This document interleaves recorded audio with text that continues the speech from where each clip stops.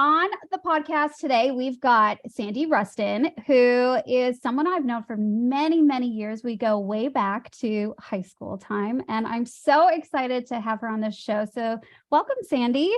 Thanks, Catherine. I'm so happy to be here.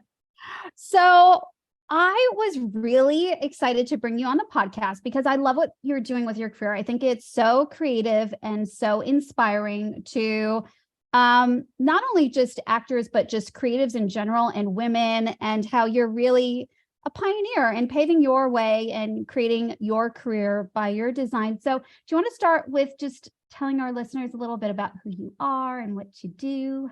Sure. That was such a nice intro. Thank you. So as you said, I grew up in Chicago, and we went to high school together. And while I was in high school, I knew that I wanted to have a career in the theater. I was really, did all the school shows, but I simultaneously loved writing. And in fact, I don't know if you remember, but our senior year in high school, I was the head writer of Lagniappe Potpourri, which was the student written musical in our high school. And, I was always taking classes in improv comedy outside of school and sketch writing. And, I really had this sort of dual focus in playwriting and performance. When I graduated, I went to Northwestern University, which was also in Chicago. And there also I had sort of a dual focus in writing and performance. I studied abroad my junior year in London, and again was, taking classes in playwriting, but also taking classes in acting. So when I moved to New York after I graduated, I moved sort of with the hope of both careers being possible and not really knowing how that would play out. I got really lucky really fast and landed the job of Sandy in the national tour of the musical Grease. Like the week or the second week, I think, that I was living in New York was my first audition. So I left and I did a national tour for my first year out of college, traveled the entire country and Canada. It was an amazing year. And when I came back to New York after that, I was working pretty steadily as an actor in New York for years. And I just really wasn't putting any focus on writing. And it wasn't until I became a parent and I had my first son. I was actually in a play. I was understudying Molly Ringwald, as a matter of fact. And I got pregnant and I thought, all right, well, I'll take maternity leave and I'll just come right back into this job. And they were very gracious, and, the job was open for me to do that. And after I became a parent, I was just flooded with this sense of not wanting to go back to an 8-show-a-week schedule away from the baby. And it was really a crisis of consciousness at that moment, because I was like, what does this mean? Because all I had ever wanted was to be a performer and to live a life in the theater. And suddenly I became a parent and I couldn't figure out how the two things were going to work together.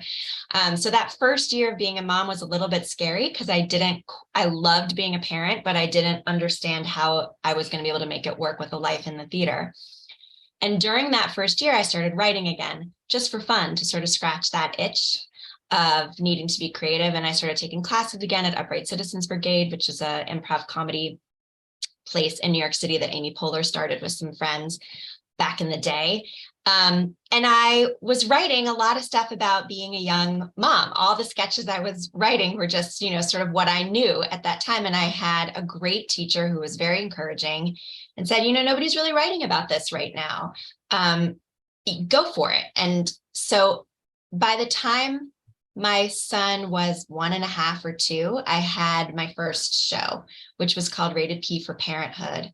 And because I'd been an actor for so long, I was able to kind of beg, borrow, and steal and put together a ragtag crew of amazing Broadway performers and friends and put the show up and invite producers. And so before I knew it, it had been optioned and it opened up at the West Side Theater off Broadway in New York. And that sort of launched this writing career, which began for me about 10 years ago in earnest, and opened up all sorts of doors. And so since then, my focus has been more on writing than on performing, though now I'm facing down 2 teenage boys about to fly the coop eventually and go to college. And so when that happens, I look forward to returning to performance as well. But I've kept a voiceover career this whole time. So I have a voiceover booth in my house, and that sort of afforded me the ability to work on these long-term writing projects where you might not get paid right away. You kind of have to work on something for a while before it turns into income. So I've definitely have kept both careers, performance and writing, going. But yeah, that's kind of my journey through the years, and here I am. Wow, that's so incredible. And it is amazing how motherhood does shift things. And, as women, we do have to pivot and evolve and shift our careers to, I always say you go from, I guess, as actors being selfish in the sense that you're always thinking about yourself and the character and so deep in thought about what your next move is. And then all of a sudden you've got these children who are relying on you for everything. And it becomes a very selfless transition, which is so beautiful. But then how do you still have that creative outlet, which I think is so important for us as creative types, to have that balance. So it's interesting that is how it evolved with a show that was about parenthood. So what was your next show after that? So after I wrote Rated P, the next show I wrote is a play called The Cottage, which is an original comedy. And it's been kicking around for years. And right before the pandemic, it got optioned for a Broadway production. And then it had to kind of, everything shut down. But now those producers are reinvested in it, and we've got a director attached and a pretty stellar cast. So I think that a Broadway opening is imminent for that, which is so exciting. So that'll be, I think, within the next year. Wow. Yeah. So if there are any young budding writers listening and, they aspire to write their own material, how do you even start? Yeah. Like obviously you start with an idea, but once you've got that idea and you've got your first run through of it, where do you even start to pitch it or get it out there? I mean, obviously you had amazing connections, but if you don't have those connections, where do you even begin? Yeah. I mean, there's a bunch of different ways for ideas to come to you. You can have an original idea, which I have had plenty, and developed, plenty of shows that are just sort of like, oh, wouldn't it be cool if, and, that's the idea. Some of the work I've done has been commissioned work where a producer or a theater will say, hey, like, for example, the 100th anniversary of women's suffrage in the United States, the Florida Studio Theater got a grant from the US government to commission 4 US playwrights to write a play about women's suffrage. And so they selected me as one of the playwrights. They came to me and said, can we commission you to write a play about women's suffrage? And I was like, okay, can I write a comedy? And they said, sure. So I have this new play called The Suffragettes' Murder that will be premiering in February. So sometimes it comes that way where, somebody comes to you with an opportunity like that. Right now, I have a few shows that are out and about that are adaptations of existing material where commercial producers acquired the rights to an existing title. And then once they had those rights, then sought out a creative team and essentially, put together their team. And so they brought me on. So I was able to do the adaptation of the film Clue, which was a cult hit in the 80s. So that stage adaptation is mine. And that's been really exciting. It's like one of the most produced plays in the US. And we'll be launching a national tour in January. So that's been awesome. And then there's another movie that came out in the 80s called Mystic Pizza. And that I have adapted into a jukebox musical with all hits, like top hits from the 1980s.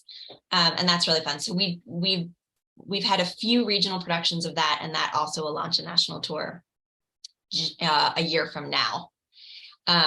So that, so shows sort of come in different ways. When you're first starting out, though, the most likely way is to have an original concept or an original idea that you feel really passionate about. And I think every writer will tell young aspiring writers a different way of how, for me, when I get an idea, I don't really sit down to write anything until it's like pouring out. Like, I've spent like I get the germ of the idea, then I think about it a little more, then it comes to me in a shower, or it comes to me, when I'm at the beach or when I least expect it. And I'm like, oh, I know how that works. And then I sort of hole up, and maybe it's a few days or a week, and I pour out a first draft. That to me doesn't even feel like writing. That feels like a brain dump, like getting it out. The real writing for me starts when I'm in a rehearsal room with actors. Maybe because I was an actor and I love actors and I love working with actors, or maybe because I love improv comedy, which is a team sport. But I feel like the actual development of a play, the creation of what this is going to look like on stage doesn't really happen until I can work with actors and really see how it's going to come off the page. Oh, right. That's interesting. Yeah. So And then, oh, sorry. yeah, go ahead. No, I go was just ahead. curious then, when it's a new piece of material like that, then do you take off or feed off of the actors and their thoughts or their takes on the character, or is it just more just listening in the rehearsal and then doing your own notes? Yeah, I would say probably more choice two. It's certainly sometimes, actors have a million ideas. So sometimes I do feel like a curator, where you sit there and you've got to take it all in and listen and really hear what your actors are telling you. But at the end of the day, really what I mean by when I can hear what the piece is in actors' mouths, it's like meeting the characters in 3D for the first time. And then I am able to say, oh, right, she would never say that. Or like, that doesn't sound exactly right, or this transition isn't quite working, or this scene actually needs to come at the end of the play.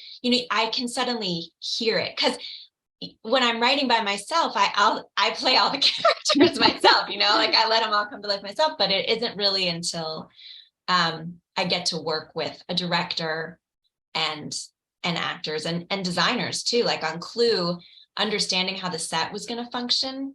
I couldn't really even sit down to write the show until I understood how were we going to get to all these different rooms on stage. Right. So, yeah. Oh, that's so cool.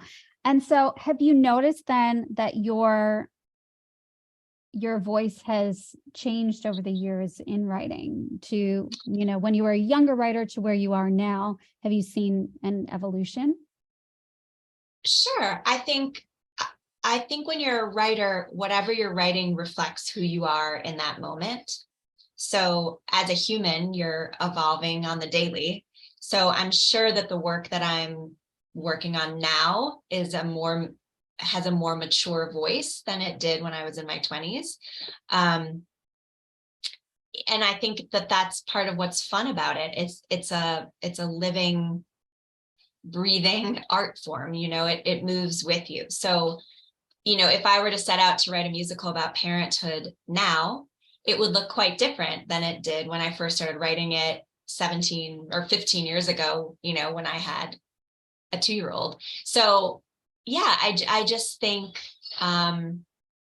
it's an evolution. And I do think that my work has matured, and that what I've learned and how I've grown is reflected in the work that I'm writing. And also I think I've been able to hone my voice and style and tone and learn from audiences, what our audience is seeking, and what works, what doesn't, all that kind of stuff. You learn with experience. So yeah. Yeah. I'm curious as well, as a performer, as an actor, do you find that all of the experience and knowledge that you've had over the years in playwriting has helped you to be a better actor? Well, I don't know yet, because the truth is I haven't really gone back to that 8-show-a-week schedule since I've been full-time as a playwright. I will say that I have gained an enormous amount of perspective about casting. I think as an actor, I was so sensitive, so aware of like, I didn't get this part, she got that part, or I had such limited depth of knowledge of all of the components that are happening behind the scenes when somebody is going to cast a role. And now that I've been casting actors for over 10 years, my awareness is so heightened of how truly little it has to do with each individual. Like I could see 20 actors come into the room. They could all be Juilliard trained, incredible, unbelievable performers. But if somebody walks in and it's not quite what I have in my brain, it feels like a wrong note is being sung. And it has nothing to do with the talent level or the look or anything. It's just, this isn't the quite right energy. And sometimes it's as simple as that. So I always find myself telling actors, like, truly, so much of the time, it's just not about them. It's about whatever the creative visualization is on the other side of the table, what they're looking for. So actors should always just go in and be themselves and don't try to be something they're not. Just bring themselves to the table, and either it's an energy match or it isn't. Because at a certain point as an actor, you're well trained, you're well prepared. Everybody wants you to be there. So, I don't know, that feels empowering to me as an actor to have that information, that when I do re-enter an audition room one day, that I will re-enter knowing, like, I'm either this energetic match for this role or I'm not. And, I'll bring my A game either way. Yeah. That's a great way to look at it, for sure. A lot of it is that energy. I talk about that all the time in voice work. We are composed of energy, physical, vocal, everything. And I do wonder, though, sometimes, does an actor come into the room when you're casting and it's not exactly what you had thought about, but there's an energetic match there that maybe shifts the character? All the time. Really? All the time. Yeah. Sometimes somebody comes in the room and it's just a person you want to be in the room with again. And you can feel that, oh, this would be the kind of person I would want in my rehearsal room. This is the kind of free spirit or ease. There's just certain actors and certain performers just enter a room and you're drawn to, there's an attraction of creativity. And that is absolutely, I really believe in that. And I like to listen to that in a room because it's usually correct. And often I'll have actors that come in that aren't quite what I had pictured physically, but they're exactly what I wanted energetically. And that wins the job. Wow. Yeah. Very interesting. Very interesting. I fully believe in all of that. Like the whole energetic match and you can really attract someone through that energy. And that's such an important part of it. It's that like unspoken thing that you can't quite put your finger on because it's not like tangible. It's like not like singing the note perfect. It's not having the right color hair. It's just something that you can feel when somebody walks into the room or you see them for the first time. It's just like, you got to work with it. That was a really challenging part about casting over Zoom for those couple years when we were having to do, like, it wasn't even just casting. We were also doing developmental readings of new works over Zoom. I found it useless. I was like, I can't tell anything. Like, it felt to me like, I don't know, like the reason I'm in live theater is because I want to be in spaces with people. Right. And I couldn't tell if jokes were landing. I couldn't, especially because I primarily write comedy. I just found the dynamic of meeting people over Zoom and connecting emotionally and energetically over Zoom felt extra challenging. I was so happy to get back into a real rehearsal room with real people. I wonder if that's why some of us, like as actors, crave theater, live theater versus, doing things on screen, because there's that energy that you can really feel and pick up on from the audience when you're on stage. It is for me. I've had many opportunities over these years that I've lived in New York to move to Los Angeles and pursue both as a performer and as a writer. And I'm not saying that won't ever enter into my world. Like I'm curious and I love learning new things. So sure. But I love live theater. I mean, that's really where I feel like I come alive. And I think in large part, it is because of the relationship between the performers, the creative team, the writers, and the audience. It's an exchange and you can feel it. It's immediate gratification. Yeah. And to me, that's like what makes it the best. 100%. Yeah. My favorite medium as well is the stage. So how did you get into voiceover then? Because you're still doing voiceovers as well? Yeah. So voiceover, it was like the luckiest thing to happen to me. I was 24, I think. Yeah. And I was understudying a play in New York, and it was a 3-person play. And so I was the female understudy, and there was one man who was the male understudy. And he and I would be backstage every show playing Scrabble, forever, months and months. And it turned out that his dad had run a voiceover business in Los Angeles. And my friend was now launching the New York, branch of this voiceover business. And he met me and he was like, would you like to come in and do this? And what his business is ADR Loop Group. So So I started working for him then. And that was almost 20 years. I mean, maybe even more than 20 years ago. I can't quite remember, but yeah. And so I just started to work with him, and that became almost a day job in my life, is, doing all the ADR Loop Group for any movie or television show that shoots in New York. And so that's how I get our family's health insurance, is through the Screen Actors Guild. And that then evolved over the years, and I got into commercial stuff and narration stuff. And now I do a lot of audiobook narration.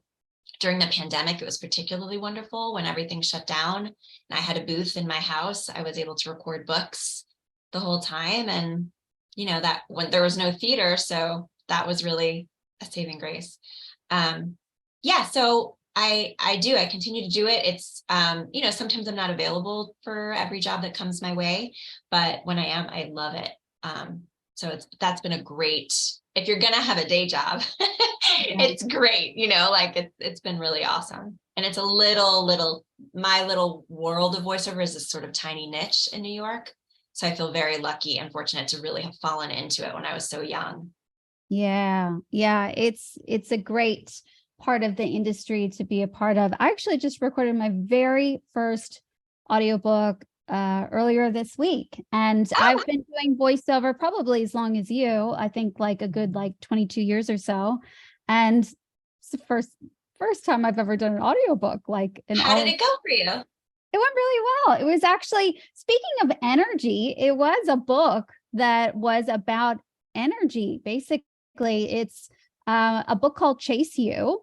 It's co-authored. I can't remember the names of the authors, but the main woman, she had a near-death experience when she was 9 years old, and she saw herself float up and got asked a choice if she wanted to stay or go, and they made the choice for her to go back because she had a mission, and her mission was to share with the world about our team, our spiritual team, and those that are helping guide us. And so the book is about how to get in touch with your spiritual team and understand about really and intuition and all that. It was really interesting read. That's cool. Really enjoyed it. Nonfiction. It was that's based on a.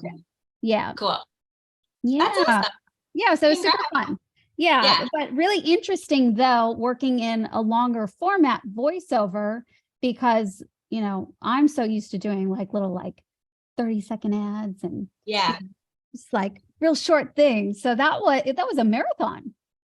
Yeah, it is. And I don't know what it's like there, but here there are often singers that get hired for audiobook because it is so much breath work and being able to speak on your breath and control your diaphragm and all that kind of stuff. So I find that a lot of my colleagues in the audiobook world here are also came up as musical theater performers. Well, that's very interesting. Yeah. Wow. I was surprised mine was only a 2-day record because it was a really short book. But I was surprised. I thought, will I have any sort of vocal strain?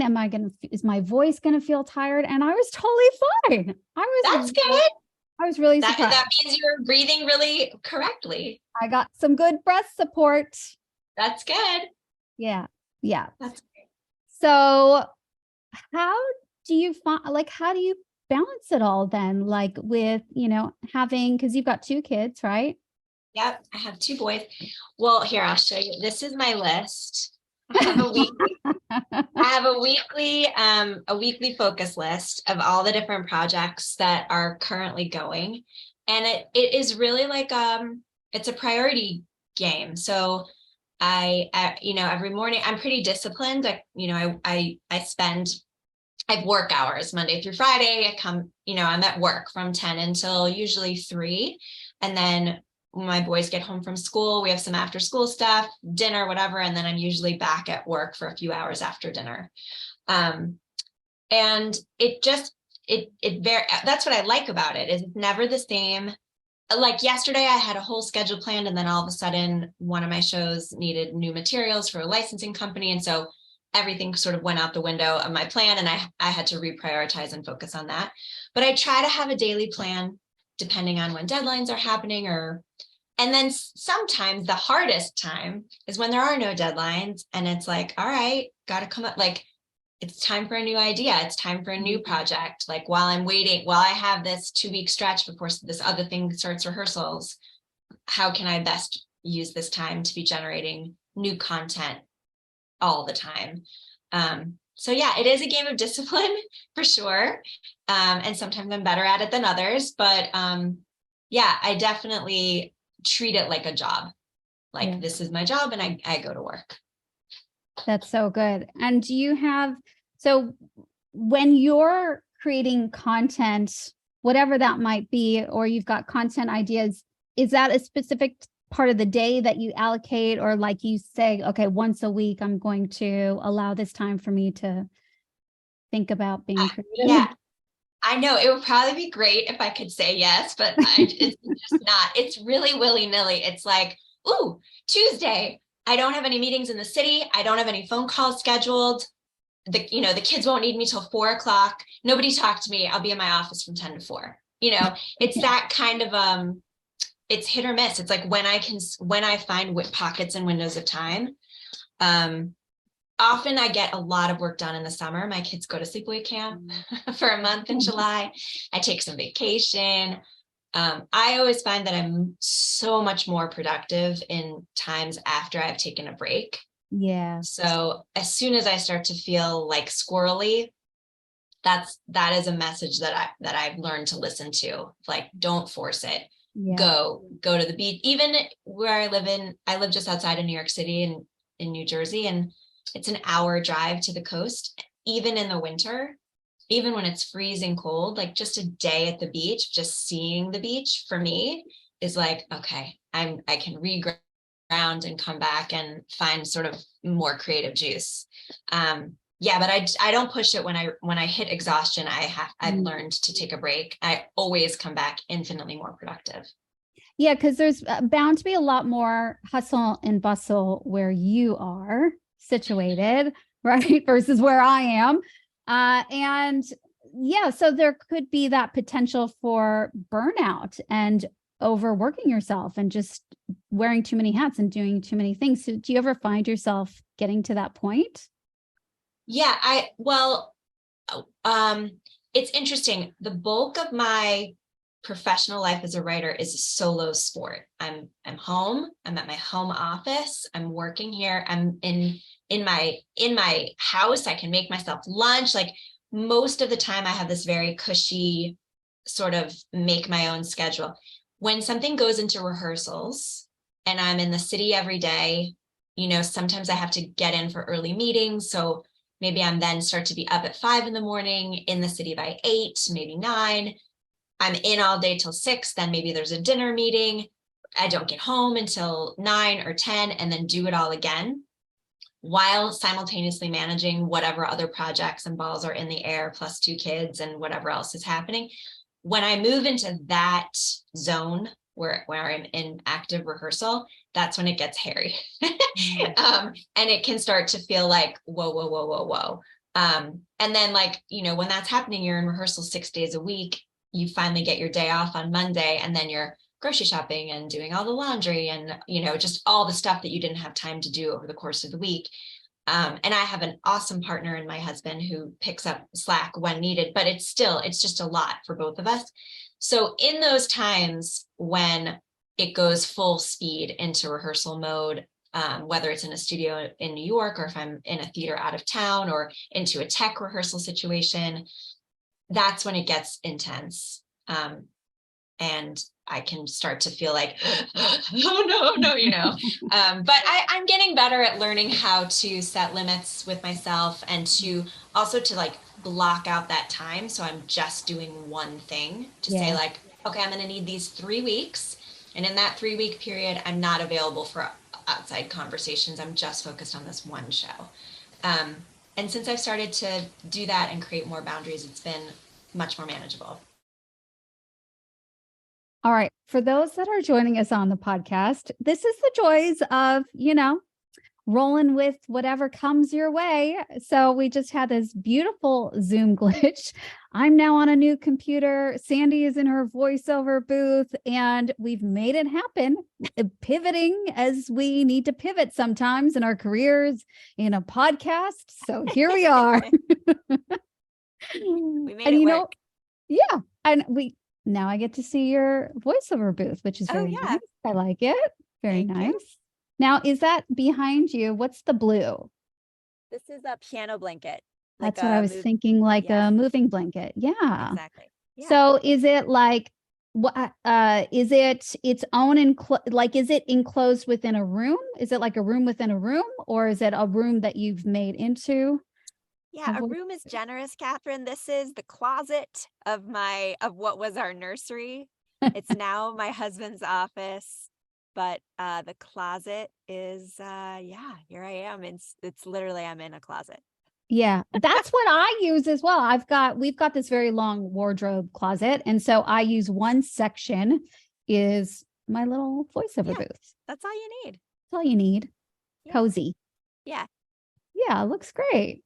Well, okay. So I have no idea where we left off, but we were almost done with the podcast. And one of the questions that I always like to ask people when they're on the show is if they have any tips or words of wisdom or inspiration for those that are still just, making their way and finding their way through their acting career, or maybe there is somebody who wears many hats, has a passion for writing and creating their own material as well as acting. Do you have any sort of tips on how to navigate your way through that, having sort of two different things that you enjoy doing? Sure. And I would say what I said before too, like any person you ask, and I know you interview a lot of people, so you'll get different answers from everybody, right? But I feel very strongly that presenting to the world your authentic self and the things that feel like inside you drive you, that's the number one way that you can find your way towards whatever success might look like in your own life. I have found that when I try to pigeonhole myself to be something that doesn't feel organic or authentic to myself, it never ends well. And now I'm old enough to just know, like, this is me. This is what makes me tick. This is what I love. This is how I want to express myself. And when I can listen to that voice and follow that path, it doesn't really matter if it takes the shape of being a playwright or being an actor or doing voiceover or being a parent or all the different things. As long as each thing is done with authenticity and an openness to yourself, I think that's all you can really ask of yourself, and that there's no rules. It's just it's your one life to live as you want to make it happen. And the other thing that I always really feel is important to share with young people is kindness is an underrated, underspoke of component to this business. I can't tell you how many people I knew in my 20s when I was first starting out who were assistant stage managers, who ran the props, who were ushers at theaters where I worked, who are now Broadway producers, and who are central to my life in ways that we never could have imagined when we were 20 years old. And I think entering into all your relationships and all of the people that you may encounter with the same degree of respect and kindness, no matter their job at whatever phase of your life you might be in, it only serves to create a better experience in that particular moment, certainly, and also to create a richer environment of your entire professional life as you age into it. Because, you know, the person who's waiting on your table at the restaurant today could be a Tony Award-winning actress a year from then. And that happens. It's real. So yeah, that is a life lesson that I have learned, for sure, is just to, you know, lead with your best self as much as possible whenever you can. So yeah. I love it. That's such great advice. And I can't tell you how many times I ask that question. Kindness is always the number one thing that everyone Really? talks about. Yeah, about just Good. being a good person and building those relationships, because it's so true. You never know that person that you're talking to who is the assistant of the assistant of the assistant, who they may be one day. Yeah. And also worth saying, also who they are now in their assistant to the assistant position is also a value Yeah. in the moment. Like, Yeah. you know, I can always kind of tell when somebody's like plotting for future using of me. And you can Yep. tell, you're like, I'm not interested in developing a relationship with you. So 5 years from now, you can use me, you know, that's not. And so people pick up on that. I think just being in your present moment with human beings, no matter where they are, for the sake of that particular moment, is the way to go. It is the way to go. It's energy. Again, like we were Yeah. talking about before, you can pick up on a person's energy, whether it's genuine and authentic, or if they're looking for an ulterior motive of how it's going to propel their career by Yes, having that relationship with you. absolutely. I agree. Well, it's been so great to catch up with you and share your world with our listeners. Now, if there's anyone out there that wants to learn more about what you're doing and follow your journey, how can they learn more or Sure. watch you grow? Watch what you're That's doing. so nice. Well, anybody could follow me on Instagram. I'm at Sandy Rustin with then a little low underscore after the end, not like a dash, but a low under, like one little low one. And my website is sandyrustin.com. So I try to keep that as up to date as possible. Yeah, those are the best ways to kind of know what I'm up to. That's so nice of you. Amazing. Well, I will pop that in the show notes. So make sure and give Sandy a follow and check out what she's doing, because it's amazing. And she's got some incredible shows. So if you're ever, you know, in New York City or around that way, or hey, maybe one of these days your shows are going to come this way to Australia. Wouldn't that be great? Then we could hang out. Yes. All right. Well, we're Love putting it. it out to the universe. Okay, great. And we're It's gonna so nice to see you and talk with bring you, one of your Catherine. shows Thank here. you. You too. Thank you so much for being on the show. I really appreciate it. And My all the pleasure. best. Thanks.